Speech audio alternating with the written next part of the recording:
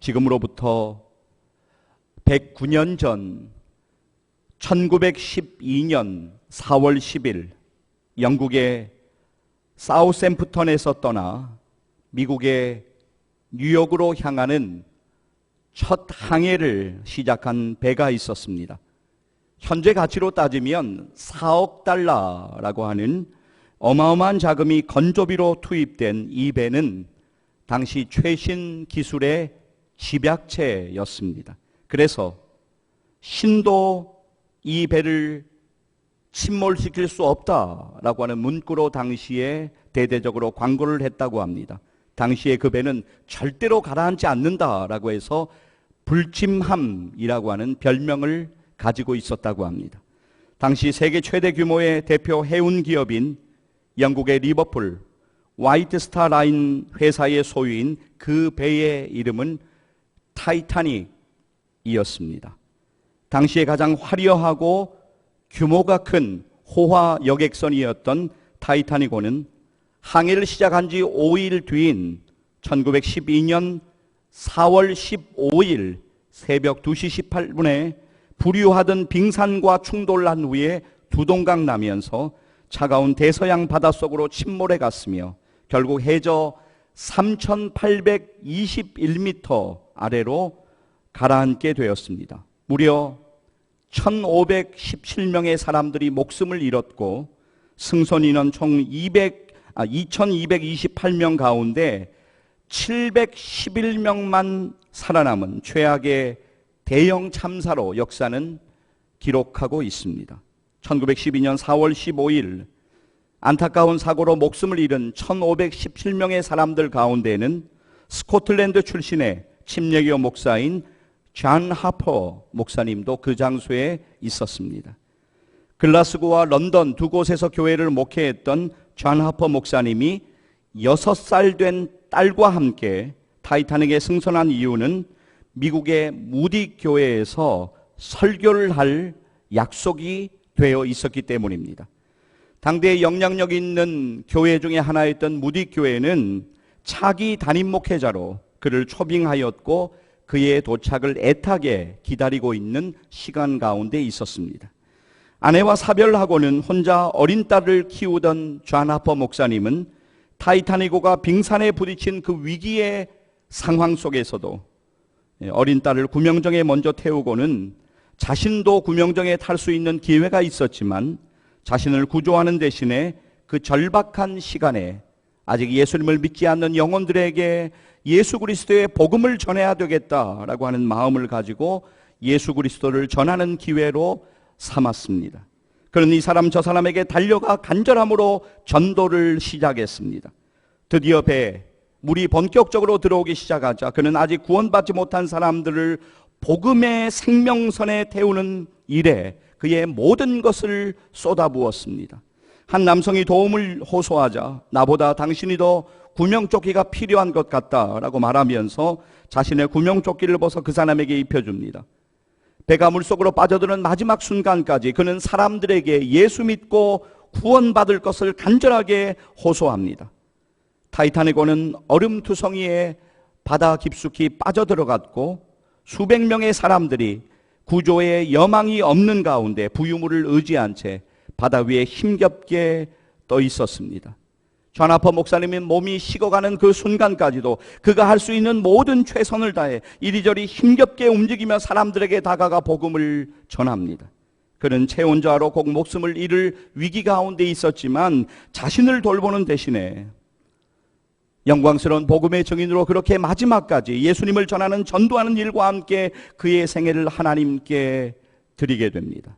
그로부터 4년의 시간이 흐른 후에 캐나다의 중심 도시인 온타리오라고 하는 곳에서 타이타닉호 생존자 모임이 열리게 됩니다. 그 모임에 참석한 한 남성이 당시 대서양의 차가운 얼음바다 한가운데서 자신이 마주했던 존 하퍼 목사님에 대해서 회상을 시작합니다. 그는 배 조각에 의지해서 매달려 있었는데 존 하퍼 목사님이 힘겹게 그에게 다가와서 예수 그리스도를 믿으십시오. 그러면 구원받습니다라고 하는 말을 2번 건넸다고 합니다. 그는 좌나포 목사님의 말을 처음에는 거절했지만 시퍼런 바닷물을 내려다보며 예수 그리스도를 극적으로 영접했다고 증언했습니다.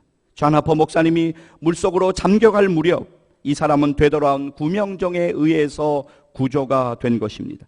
그는 캐나다 온타리오에서 있었던 타이타닉호 생존자 모임에서의 자신의 연설을 I am the last convert of John Hopper, 저는 잔 허퍼 목사님으로부터 마지막으로 전도받은 사람입니다라고 하는 말로 그의 말을 마쳤다고 합니다.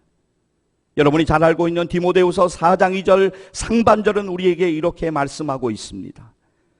너는 말씀을 전파하라. 때를 얻든지 못 얻든지 항상 힘쓰라. 네, 좌나포 목사님은 때를 얻든지 못 얻든지 예수 그리스도의 복음을 전파하는 전도자의 사명을 다하다가 하나님 품으로 돌아갔습니다. 여러분, 타이타닉호가 출항할 그 당시에 타이타닉호의 승선권은 금액에 따라서 1등실, 2등실, 3등실 그렇게 세 종류의 등급으로 나누어져 있었다고 합니다. 그러나 타이타닉호의 안타까운 비극 직후에 영국 리버풀의 화이트스타 라인사는 타이타닉호에 승선했던 승객들을 구조된 사람들과 실종된 사람들로 그렇게 나누었다고 합니다. 사랑하는 여러분, 오늘 우리들이 할 일이 있습니다. 이 일은 우리 사랑하는 춘천 침례교회의 가장 중요한 사명이기도 합니다. 이 일은 저와 여러분의 하나님이 허락하신 가장 중요한 사명이기도 합니다. 우리들이 반드시 감당해야 하는 사명입니다. 그것은 잃어버린 영혼들을 구조하여 하나님 앞에 나오도록 인도하고 전도하는 일입니다. 저는 오늘 여러분들에게 도전합니다. 여러분들이 반드시 하셔야 되는 그 일을 반드시 감당하시기를 주님의 이름으로 간절히 축복합니다. 여러분, 요즘 코로나19 상황이 여전히 이어지고 있습니다. 그래서 사실은 여러분 가만히 생각해 보시면 모르는 사람들에게 전도하는 것이 너무너무 어려운 시절인 것을 우리 모두가 공감하고 있습니다. 그러나 사랑하는 여러분, 우리는 관계 전도의 기회는 여전히 우리가 가지고 있습니다. 우리는 가까운 곳으로 눈을 돌려야 합니다. 여러분의 가족들 가운데 잃어버린 영혼들을 주목하십시오. 여러분의 부모님 중에 잃어버린 영혼들을 주목하십시오. 여러분의 자녀들 가운데 잃어버린 영혼들을 주목하십시오. 우리가 하루하루 참 바쁘게 여러분 살아가고 계신데 시간이라고 하는 게 참 빠르게 지나가다 보니까 우리의 혈육되는 우리의 형제, 자매, 남매들에게도 참 신경을 잘 쓰지 못하고 살아갈 때가 많이 있음을 우리가 느낍니다.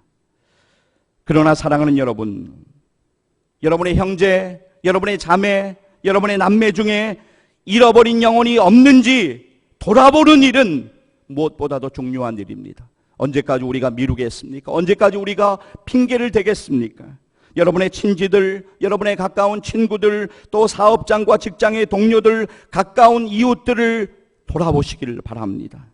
가까운 사람들을 하나님께로 인도하는 그 일을 저는 오늘 여러분들에게 관계 전도라고 그렇게 표현하겠습니다. 여러분, 관계 전도에 있어서 여러분들이 그동안 나름 애쓰고 수고하셨을 것입니다. 그런데 전도의 열매나 결과가 보이지 않으실 수도 있습니다. 여러분이 기대하는 방향과 다르게 전개되어서 여러분이 실망하고 있으실 수도 있습니다. 가까운 사람들이지만 여러분, 사람의 관계라고 하는 것은 참 복잡한 것을 우리가 잘 알고 있습니다. 그러나 사랑하는 여러분, 우리가 전도하는 일을 포기해서는 안 됩니다. 하나님이 포기하지 않으셨는데 우리가 포기해서는 절대로 안 됩니다. 그리고 단정 지어버리는 실수를 우리가 반복적으로 범해서도 안 됩니다. 여러분, 그래서는 안 됩니다. 우리에게는 분명히 할 일이 있습니다. 하나님께서 기회 주셨을 때 잃어버린 영혼들을 하나님께로 인도해야 합니다. 하나님께로 돌아오게 해야 됩니다. 하나님께서 허락하시는 만남의 기회를, 전도의 기회로 삼으시기를 간절히 소망하고 축복합니다. 때를 얻든지 못 얻든지 예수 그리스도의 복음을 전하는 생애 되시기를 소망합니다. 주님이 가장 기뻐하시는 복음 전파에 우리 교회가 더욱더 쓰임받기를 원합니다. 주님이 가장 기뻐하시는 그 복음 전파하는 일에 저와 여러분이 더욱더 귀하게 사용되어지기를 소망합니다. 부활하신 예수님이 승천하시기 전에 제자들에게 마지막으로 남기신 말씀, 우리는 이 말씀을 지상 최대의 명령이다, 그렇게 이야기합니다. 마가복음 16장 15절 보면 예수님은 이렇게 말씀하십니다. 우리 같이 한번 마가복음 16장 15절 말씀을 함께 읽도록 하겠습니다. 또 이르시되 너희는 온 천하에 다니며 만민에게 복음을 전파하라. 아멘. 예수님이 우리에게 주신 가장 위대한 명령, 그것은 바로 전도의 명령, 선교의 명령, 복음 전파의 명령인 것을 우린 오늘 기억해야 합니다. 여러분, 예수님은 12제자를 부르실 때 분명한 목적을 가지고 그들을 부르셨다고 성경은 증거합니다. 마가복음 3장 13절에서 15절 말씀을 여러분 잠깐 보실 텐데요. 성경은 이렇게 말씀하고 있습니다. 제가 13절을 읽겠습니다. 또 산에 오르사 자기가 원하는 자들을 부르시니 나온지라. 14절 함께 읽겠습니다. 이에 12를 세우셨으니 이는 자기와 함께 있게 하시고 또 보내사 전도도 하며. 15절 함께 읽습니다. 귀신을 내쫓는 권능도 가지게 하려 하심이로라. 아멘. 예, 그렇습니다. 제자를 부르신 주님의 중요한 목적, 또 제자의 중요한 사명은 다름 아닌 전도입니다. 우리를 제자로 부르신 주님의 목적도 잃어버린 영혼을 구원하고 전도하기 위함임을 성경은 우리에게 분명하게 말씀하고 있습니다. 예수님께서 이 땅에 오신 목적도 잃어버린 영혼을 찾아 구원하려 하심이고 전도하기 위함이라고 성경은 우리에게 분명하게 말씀하고 있습니다. 오늘 우리의 본문을 여러분 집중하여 보십시오. 마가복음 1장 38절 그리고 38절 말씀, 우리가 아까 읽었지만 다시 한번 우리가 이어서 38절 39절 이어서 읽기를 원합니다. 이르시되 우리가 다른 가까운 마을들로 가자. 거기서도 전도하리니 내가 이를 위하여 왔노라 하시고 이에 온 갈릴리에 다니시며 그들의 여러 회당에서 전도하시고 또 귀신들을 내쫓으시더라. 아멘. 예, 그렇습니다. 예수님의 십자가의 은혜로 구원받은 우리들의 가장 중요한 사명은 다름 아닌 전도이고 복음 전파임을 우리에게 분명하게 말씀하십니다. 복음을 전파하는 삶을 사는 것이 주님을 가장 기뻐하게 하는 삶인 것을 우리는 기억해야 합니다. 그렇다면 복음을 전파하는 삶을 우리가 잘 살기 위해서 오늘 우리가 기억해야 되는 세 가지는 과연 무엇일까요? 첫째, 막연히 생각만 하지 말고 준비하십시오. 여러분, 우리가 준비되어야 합니다. 복음을 전하기 전에 우리가 준비되어야 돼요. 먼저 우리의 구원의 확신을 우리는 확인해야 합니다. 구원의 확신이 무엇입니까? 한마디로 만약 오늘 밤에 하나님께서 나를 부르셔서 내가 이 세상을 떠난다고 할지라도 나는 하나님이 예비하신 천국에 들어가게 될 것이다. 만약 오늘 밤에 내가 하나님의 부르심을 받게 되더라도 나는 하나님의 품에 안기게 될 것이다 라고 하는 확신, 그것이 바로 구원의 확신입니다. 오늘 이 자리에 계신 여러분들은 이 확신을 분명하게 가지고 사셔야만 합니다. 여러분, 제가 묻는 질문에 확신이 있으셔야 하는데 확신이 있으신 분은 아멘으로 크게 대답하시기를 바랍니다. 제가 여러분에게 묻습니다. 나를 대신하여 십자가에 달리사 죽으셔서 나의 모든 죄의 값을 다 지불하시고 다시 부활하셔서 나의 소망이 되신 예수님을 진정 여러분의 구세주로 믿고 계십니까? 예, 그렇습니다. 할렐루야. 여러분, 우리는 이 확신이 절대로 흔들려서는 안 됩니다. 저는 지금 여러분들에게 여러분들이 주일에 교회를 잘 출석하고 계신지 그것을 묻는 것이 아닙니다. 저는 지금 여러분들에게 여러분들이 교회에서 어떤 봉사를 하고 계신지 그것을 묻는 것이 아닙니다. 여러분의 마음 문을 열고 예수 그리스도를 여러분의 개인의 구세주와 주님으로 모셔드렸는지, 그래서 천국의 소망을 가지고 오늘을 살아가고 있는지를 여쭈어 본 것입니다. 사랑하는 여러분, 오늘 이 자리에 예배를 드리시는 모든 여러분들 가운데, 또 온라인으로 함께 예배를 드리시는 여러분들 가운데 혹시라도 아직 예수님을 개인의 구세주와 주님으로 영접한 확신이 없으시다면 그런 분이 혹시라도 계시다면 지금 마음의 문을 여시기를 바랍니다. 그리고 십자가에서 날 위해 죽으신 예수 그리스도를 구세주와 주님으로 영접하고 믿으시기를 축복합니다. 내일은 기회가 안 올지도 모릅니다. 오늘 우리에게 주신 기회 가운데 우리는 이것을 확인해야 합니다. 외로운 인생길 예수님을 만나면 우리는 변화되고 생명을 소유하며 살아가게 되는 것입니다. 믿으면 구원 확정됩니다. 천국은 믿음으로 가는 곳입니다. 우리의 공로 아닙니다. 우리의 선행도 아닙니다. 가문도 아니고 학력도 아니고 우리의 외모도 아닙니다. 오직 믿음으로 가는 곳입니다. 먼저 여러분 각자의 믿음의 확신, 구원의 확신을 점검하는 은혜가 있기를 간절히 소망합니다. 그 다음에 또 필요한 것은 기도예요. 이렇게 여러분들 좀 우리가 기도하기를 원합니다. 어떤 기도냐면, 하나님, 저도 전도할 수 있게 해주세요.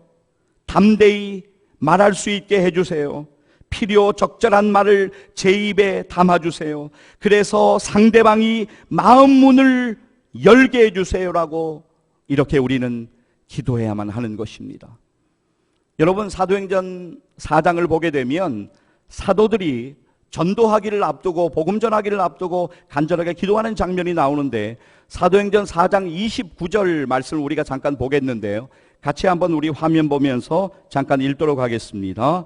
주여, 이제도 그들의 위협함을 굽어보시옵고 또 종들로 하여금 담대히 하나님의 말씀을 전하게 하여 주시오며. 아멘. 자, 이렇게 기도했어요. 기도한 후의 일을 성경은 이렇게 증거합니다. 조금 뒤에 가셔서 사도행전 4장 31절로 가시면 성경의 증언을 한번 보십시오. 함께 읽겠습니다.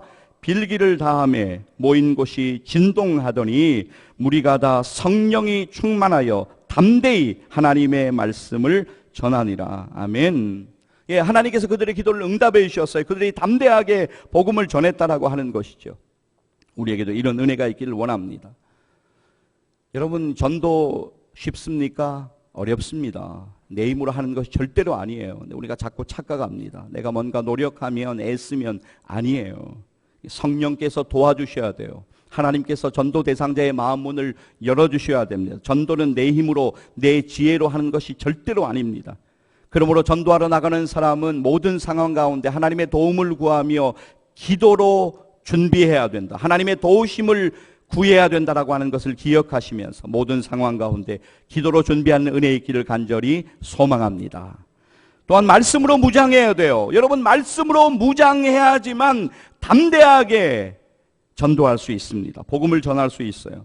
히브리서 4장 12절 말씀처럼 하나님의 말씀은 살아있고 좌우의 날선 어떤 검보다도 예리하여서 혼과 영과 및 관절과 골수를 찔러 쪼개기까지 하는 것이 하나님의 말씀인 것을 우리는 기억할 필요가 있습니다. 자, 히브리서 4장 12절 말씀, 여러분 이 시간 같이 읽을 텐데요, 꼭 기억하십시오. 함께 읽습니다.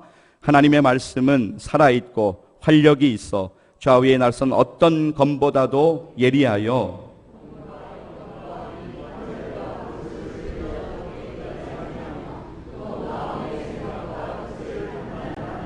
아멘. 혼과 영과 및 관절과 골수를 찔러 쪼개기까지 하며 또 마음의 생각과 뜻을 판단하나니. 아멘. 그렇습니다. 여러분 가운데 말씀 암송 훈련을 하시는 분들이 계실 거예요. 쉽지 않습니다. 그러나 너무너무 귀한 훈련이에요. 왜냐하면 이 결정적인 순간에 말씀의 검을 사용할 수가 있게 되는 것입니다. 여러분, 사람의 생각으로는 십자가를 전하고 죄를 전하고 회개를 전하는 것이 어리석어 보일 수 있어요. 그러나 그것이 아닙니다. 우리가 그냥 수박 겉핥기시로 둘러 교회 나와야 돼, 나오면 좋아, 그것이 아니에요. 우리가 하나님의 말씀을 전해야 합니다. 놀라운 사실은 전도자들이 하나님의 말씀을 전할 때 강팍한 심령들이 무너지고 깨어지고 주의 놀라운 역사가 임한다고 하는 것을 우리는 기억해야 합니다. 구절들이 많이 있는데요, 한 구절만 우리가 좀 읽어보기를 원합니다. 고린도전서 1장 18절 말씀입니다. 같이 한번 읽도록 하겠습니다. 십자가의 도가 멸망하는 자들에게는 미련한 것이요 구원을 받는 우리에게는 하나님의 능력이라. 아멘. 사랑하는 여러분, 구원의 확신과 기도와 말씀으로 무장하여 하나님이 기뻐하시는 전도하는 일에 더욱더 쓰임 받으시기를 주님의 이름으로 간절히 축복합니다. 자, 둘째로 여러분들이 기억하셔야 될 것, 주저만 하지 말고 나아가십시오. 나아가셔야 돼요. 여러분, 그 편도 선교사님, 편도 선교사들이라고 하는 말을 아십니까? 그들은 갔다가 돌아올 왕복 배표가 아니에요. 딱 가는 편만 끊어서 선교지행 편도표만 구입해서 짐가방 대신에 단촐한 개인 물품 챙겨서 항구를 빠져나가면서 사랑하는 사람들과 알고 지내던 사람들과 모두에게 작별을 고합니다. 왜냐하면 그들이 다시는 고향으로 돌아오지 못할 것을 그들은 잘 알고 있습니다. 편도 선교사님들로 알려진 선교사님들 중에 A.W. 밀른이라고 하는 선교사님이 있습니다. 그는 남태평양 뉴 헤브리디스 제도라고 하는 곳에 원주민들이 원래 식인 습관을 가진 원주민들인데, 그곳으로 먼저 파송되었던 선교사님들이 다 그 사람들에 의해서 살해가 되었다는 소식을 듣습니다. 그러나 그 소식을 듣고도 그곳으로 향하여 나아갑니다. 그는 35년 동안 원주민을 가족처럼 여기며 진정으로 그들을 사랑하며 복음을 전하며 그들 가운데 살았습니다. A.W. 밀른 선교사님이 세상을 떠났을 때 원주민들은 선교사님을 말 한가운데 묻고는 묘비에 다음과 같은 비문을 새겼습니다. 그가 왔을 때 빛이 없었다. 그가 떠났을 때 어둠이 없었다. 지금 이 마을은 빛 가운데 있다. 여러분, 무슨 빛을 이야기하는 것입니까? 복음의 빛, 생명의 빛, 사랑의 빛을 이야기하는 것이지 않습니까? 바로 복음은 어두움 가운데 빛을 전하는 것입니다. 어두움 가운데로 우리는 나아가야 합니다. 예수 그리스도의 사랑과 빛을 가지고 나아가야 합니다. 특별히 전 오늘 관계전도에 대해서 강조드리고 있습니다. 여러분, 나아가셔야 돼요. 그리고 그 자리에 어둠이 사라지게 해야 합니다. 우리는 전도하러 나아가야 합니다. 하나님의 말씀을 붙잡기를 원합니다. 누가복음 14장 23절 말씀인데요, 이 말씀도 여러분 꼭 좀 기억했으면 좋겠습니다. 함께 읽도록 하겠습니다. 주인이 종에게 이르되 길과 산 울타리가로 나가서 사람을 강권하여 데려다가 내 집을 채우라. 아멘. 사랑하는 여러분, 기억하십시오. 먼 데 있는데 나가서 우리가 전도할 수 있습니다. 그러나 가까운데 우리가 돌아봐야 합니다. 여러분의 가족들에게, 여러분의 부모님에게, 여러분의 자녀들에게, 여러분의 형제, 자매, 남매에게, 여러분의 이웃들에게, 여러분들이 관계 전도로 만날 수 있는 그 영혼들을 향하여서 나아가시기를 바랍니다. 나아가서 예수님의 복음을 전하시기를 바랍니다. 사랑하는 여러분, 주저만 하지 마시고 믿음으로 주님 의지하여 나아가셔서 그 누군가를 하나님께로 인도하는 전도의 귀한 사명 감당하시기를 주님의 이름으로 간절히 축복합니다. 셋째, 담대하게 복음을 전하십시오. 복음을 전할 때 주춤주춤 하는 것이 아니라 담대하게 전하는 거예요. 왜냐하면 복음의 핵심은 예수 그리스도이기 때문에 그렇습니다. 예수 그리스도께서 이 땅에 오시고 십자가에서 죽으시고 그리고 죽은 지 3일 만에 다시 살아나신 그 사실이 복음의 뼈대입니다. 하나님의 아들 예수 그리스도께서 하늘 영광 보좌를 버리시고 이 땅에 오셨습니다. 그래서 예수님께서 우리의 죄를 대신 짊어지시고 십자가에 못 박혀 죽으심으로 우리의 모든 죄를 사하여 주셨습니다. 로마서 8장 1절과 2절 말씀 우리가 붙잡기를 원합니다. 여러분, 이 말씀은 여러분들이 꼭 좀 기억하셔야 돼요. 우리가 전도의 현장 가운데 하나님의 말씀이 있어야 돼요. 그래서 말씀을 전하면서 그 말씀이 능력으로 역사할 수 있어야 됩니다. 자, 로마서 8장 1절과 2절 말씀 우리 같이 한번 이어서 읽도록 하겠습니다. 그러므로 이제 그리스도 예수 안에 있는 자에게는 결코 정죄함이 없나니 이는 그리스도 예수 안에 있는 생명의 성령의 법이 죄와 사망의 법에서 너를 해방하였습니다. 아멘. 여러분, 그렇습니다. 예수 그리스도가 복음입니다. 예수 그리스도를 붙들 때 우리 인생은 소망이 생기는 것입니다. 로마서 10장 13절 말씀, 이 말씀은 여러분이 암송하시면 너무너무 좋겠습니다. 우리 함께 로마서 10장 13절 함께 읽도록 하겠습니다. 누구든지 주의 이름을 부르는 자는 구원을 받으리라. 아멘. 다시 한번 읽겠습니다. 누구든지 주의 이름을 부르는 자는 구원을 받으리라. 아멘. 로마서 10장 13절 말씀입니다.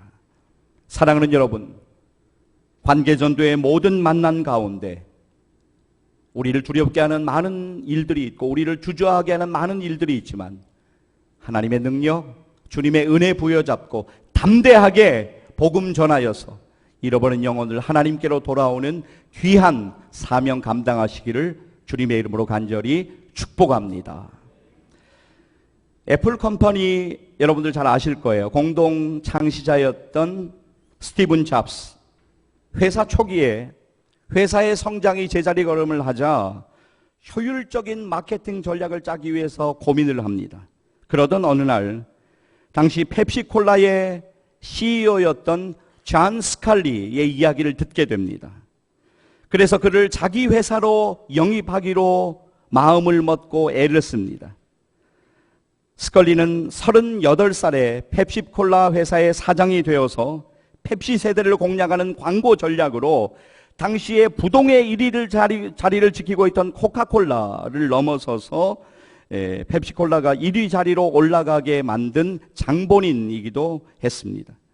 존 스칼리는 충분한 명예 또 부를 누리고 있었기 때문에 다른 회사로 옮길 이유가 전혀 없었어요. 새삼스럽게 옮길 이유가 전혀 없었습니다. 스티브 잡스가 집요하게 설득하며 제시하는 몇 배 높은 연봉의 제안에도 그는 꿈쩍하지 않았습니다. 어느덧 그렇게 6년의 시간이 흘러갔습니다. 44살이 된 존 스컬리에게 스티브 잡스는 마지막 승부수로 이런 도전적인 말을 던졌다고 합니다. 당신은 설탕물이나 팔면서 여생을 허비하시겠습니까? 아니면 세상을 바꾸는 일에 당신을 던지시겠습니까? 이 한마디 말이 그를 움직이게 하는 동기가 되었다고 합니다. 사랑하는 여러분, 오늘 저는 여러분들과 함께 저와 여러분이 우리가 반드시 해야 될 일이 무엇인가에 대해서 나누고 있습니다. 우리가 해야 할 일이 있음을 기억하십시오. 그것을 잊지 마시고 반드시 그 일을 감당하시기를 간절히 축복합니다. 저는 여러분들에게 이제 하나의 질문을 드림으로써 오늘의 말씀을 마치려고 합니다. 여러분은 전도하는 일에 주저하거나 포기하며 그렇게 사시겠습니까? 아니면 주님의 능력 의지하여 담대하게 예수 그리스도의 복음을 전하며 사랑하는 그 누군가를 하나님께 인도하는 전도하는 사명을 감당하시겠습니까? 하나님께서 은혜로 허락하신 1월의 4번째 주일, 오늘 이 아침에 여러분의 영혼의 대답은 과연 무엇입니까? 기도하시겠습니다.